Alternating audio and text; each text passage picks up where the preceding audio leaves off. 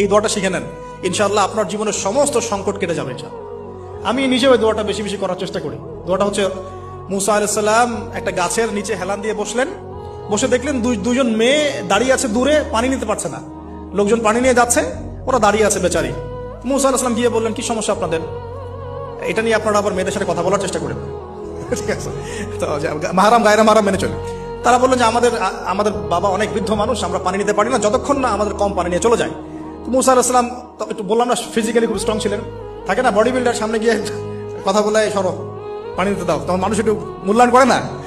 তো মুসা আলাইহিস সালাম এভাবে পানি নিয়ে দিলেন এবং বাছুরদেরকে পানি পান করালেন, করিয়ে গাছের নিচে এসে বসে আছেন।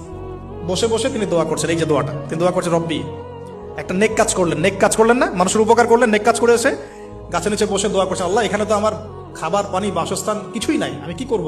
রব্বি ইন্নী লিমা আনজালতা ইলাইয়া মিন খায়রিন ফাকির, রব্বি ইন্নী লিমা আনজালতা ইলাইয়া মিন খায়রিন ফাকির। আবার বলেন, রব্বি ইন্নী লিমা আনজালতা ইলাইয়া মিন খায়রিন ফাকির। অর্থ হচ্ছে, হে আল্লাহ, তুমি তোমার পক্ষ থেকে আমার উপরে যে নিয়ামতগুলো দিবে, আমি এর জন্য ফকির হয়ে বসে আছি। আল্লাহ অর্থ বুঝে পড়বেন ভাই, নামাজ রোজা হজ যাকাত যাই করেন আল্লাহর ওয়াস্তে অর্থ বুঝে পড়বেন।